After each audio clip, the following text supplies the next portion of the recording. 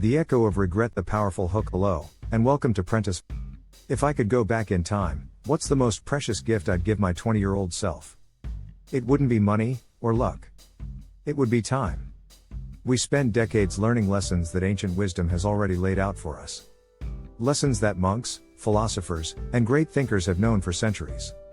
Today, in just 5 minutes, I'm going to share the 3 major mistakes that cost most people 20 years of their life.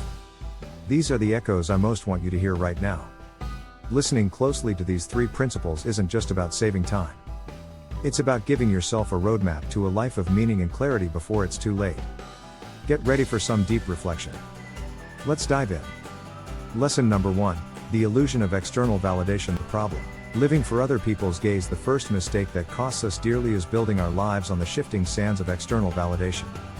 We constantly seek approval from parents, friends, colleagues, and most destructively, social media.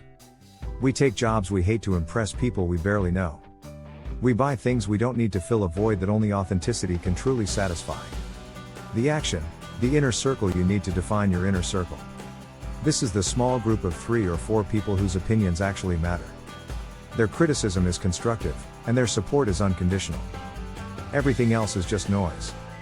The secret is to develop a polite indifference to the world's external approval. Your practical challenge: before making any decision, ask yourself, does this serve my deeper purpose, or does it serve the image I want to project? If the answer is the latter, stop. You've just saved yourself 5 years of life. Lesson number 2, the myth of work-life balance. The problem: false symmetry. The idea of a perfect balance between work and life is one of the most exhausting illusions of modern culture. We feel guilty when we work too much. We feel anxious when we rest too much. It's not balance you need, it's harmony. Harmony acknowledges that life is made of seasons. There are periods of intensity, building, and periods of rest and reflection. The problem is that we treat work and life like 2 enemies that must always be divided 50-50. That is the ultimate recipe for burnout and regret. The action: prioritize role, not time. Shetty teaches us to identify our roles. You are a partner, a friend, a professional, a seeker of growth. Every day, your goal is not to spend equal time on each role, but to give each role the energy it needs at that specific time. If you are in an intense professional building phase, be fully professional and accept that your role as a friend may slow down. But when you are with family, be fully present. Your practical challenge: stop clocking your life. At the end of the day, ask yourself, was I fully present in the roles that mattered today? Presence is the true balance. Lesson number 3, confusing fleeting pleasures with lasting happiness. The problem: the endorphin chase. We live in a society obsessed with the pursuit of happiness, yet we look in all the wrong places. We confuse fleeting pleasures, shopping, fast food, endless entertainment, with lasting happiness. Pleasures are endorphin spikes followed by quick drops. They create dependency.